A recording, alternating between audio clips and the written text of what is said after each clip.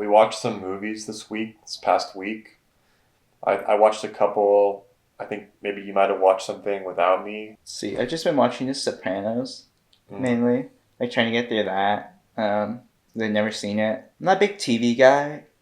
There are definitely flaws with it, just how it drags on and whatnot. Yeah, But yeah. You were talking about the filler stuff, and you kind of feel mhm. like you're a little bit manipulated by the corporation. Sure, yeah, the big Because H. I want this thing to be like, yeah, our videos are shorter, but it's like all the fat is trimmed. It's not. It's Hmm. all no filler, just all like the best parts just packed into it. And that's the thing with TV is that there's so much filler because they have to fill like a certain time slot in episodes and stuff. So they just like have to write that, and that's a big problem I have with TV. And one of maybe a small reason why I don't really consume TV as much as I consume films. You were telling me, I remember we were talking about it when we were debating like film versus TV. I do believe TV kind of takes that slot of like indie films.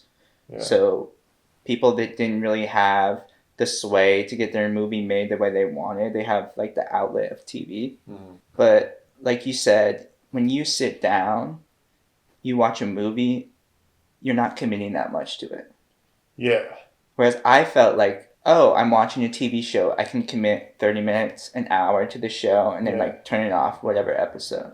Yeah. But I'm still hooked on in the future because I have to continue watching the season or something. Like, I don't remember the last time I watched a show all the way through. Like, I start a lot of shows and I really never finish it. Only these sort of like these mini series. Like, in the last two shows that I finished all the way through were Copenhagen Cowboy, which is like 5 episodes. Mm-hmm. And then I watched The Offer. I watched that all the way through the Godfather series, the one about the Godfather. Yeah, that must be it. Um, like I watched the Bernie Madoff show, but I still Oh have like yeah. maybe like 45 minutes left for the last episode because Mm-hmm. I just feel like I watch a show and then I have to remember to like keep watching it and then I just lose interest and it's just like I just they're just like little orphans. I just leave them. I watch a lot of shows with Ava because she likes to do the most current things. Yeah, So if there's a show that comes out on Netflix, we'll watch like what's the in, you know? yeah. Like I don't keep up with any of the new stuff that all the shows that people are talking about. Like there's always like a show that pops up every now and then that's like it's like hitting the zeitgeist of culture Exactly. and I sometimes will even try to watch an episode or something, and I'm like, this is like not even that good. Like The Last of Us, everyone's talking about that show now. That's like the new one, and before that, it was like Wednesday or House of Dragon.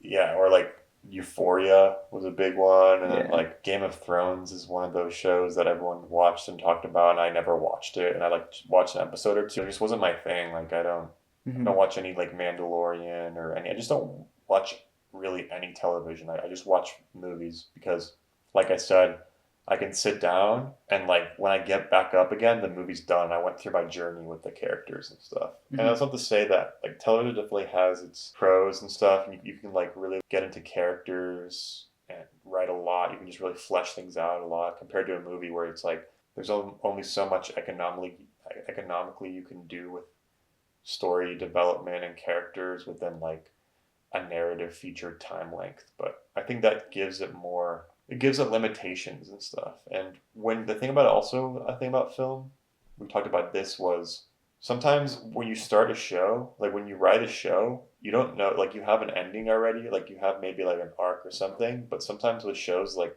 they'll like do the show and they don't even know how it's going to end.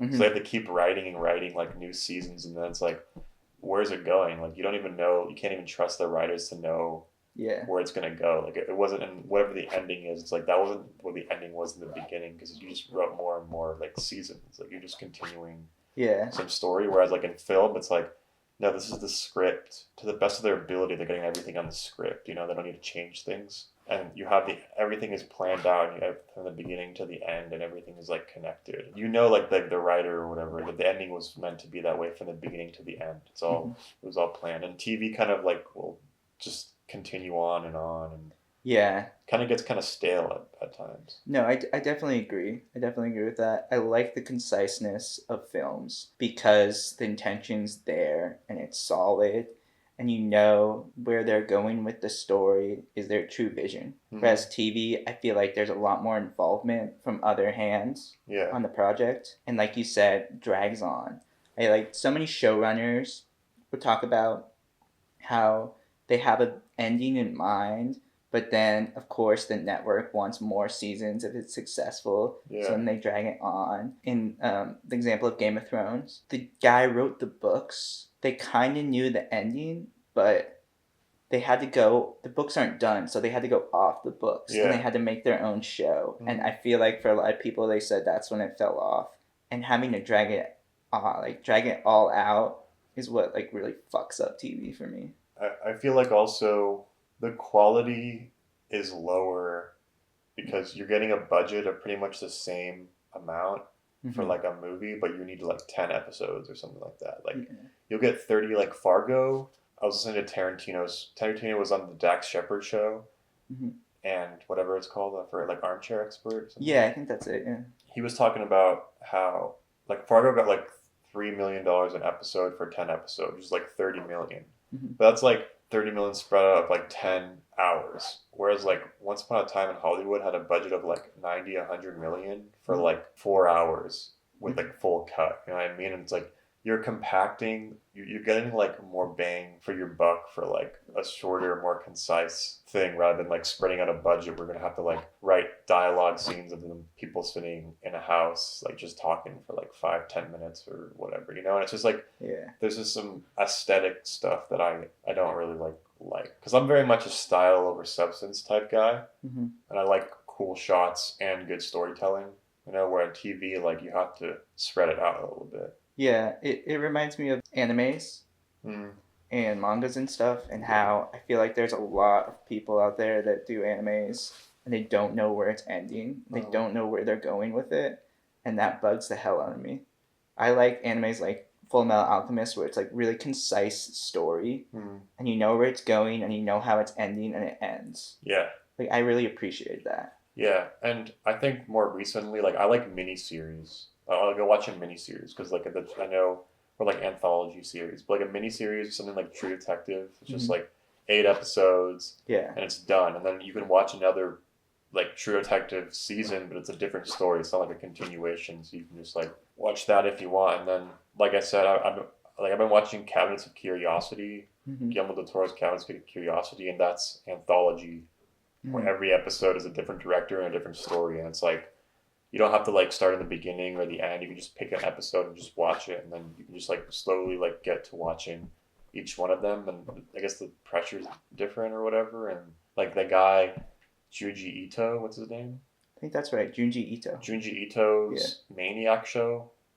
Like that is just like little short stories Mm-hmm. that you can just like watch, and I'm like more into that honestly.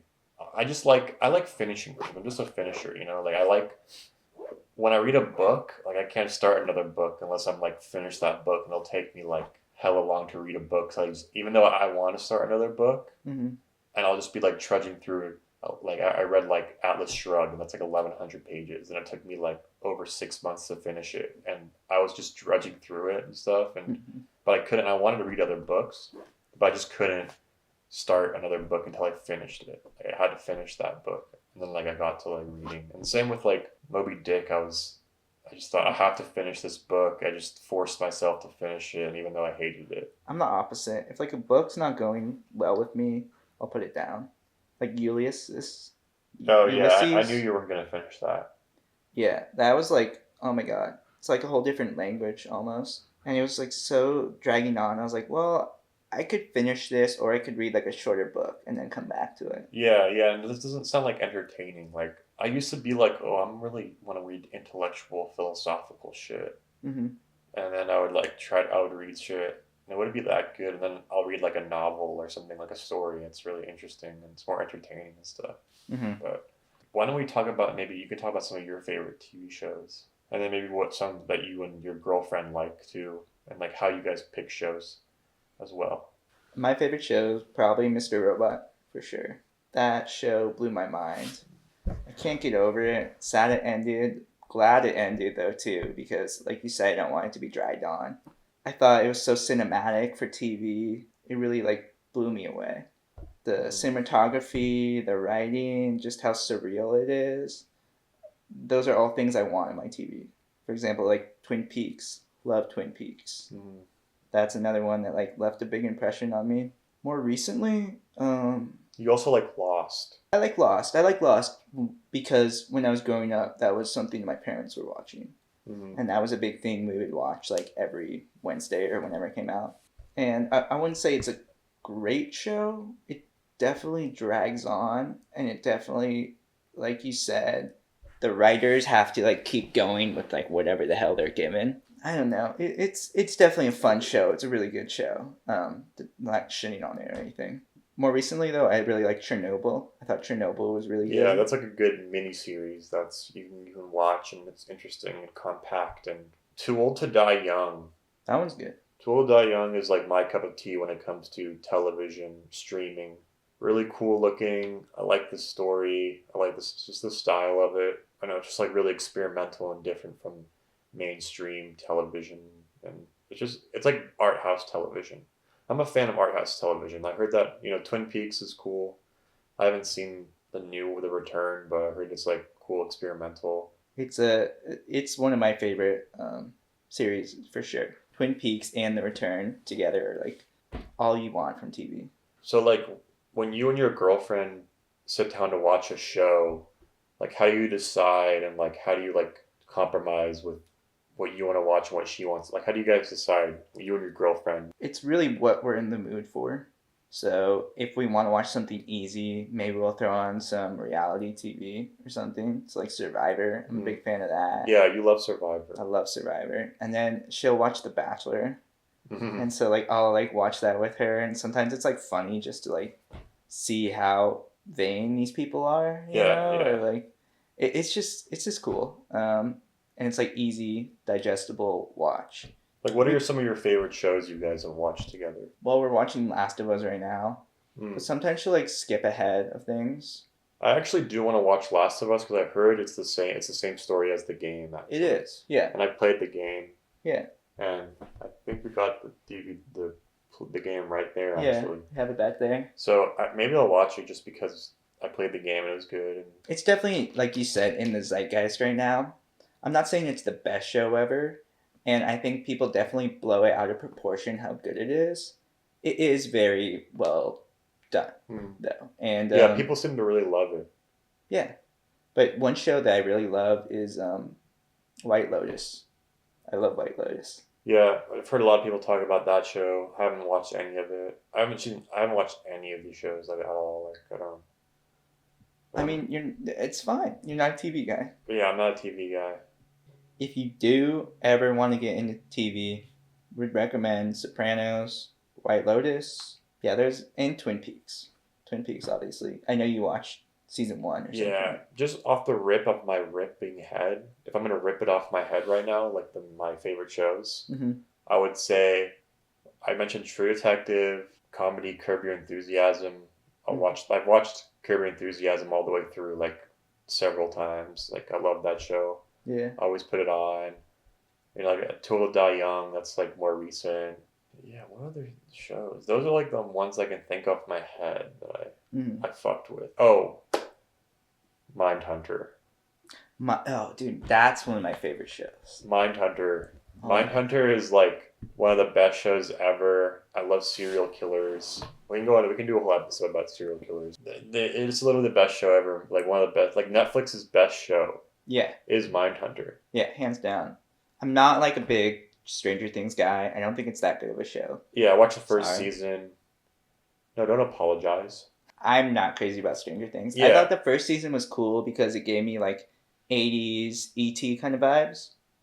But overall, I don't think it's that good of a show. It's just like the cultural impact of, it's just like something that just blows up, and for some reason it's big because some 80s stuff and it's nostalgia.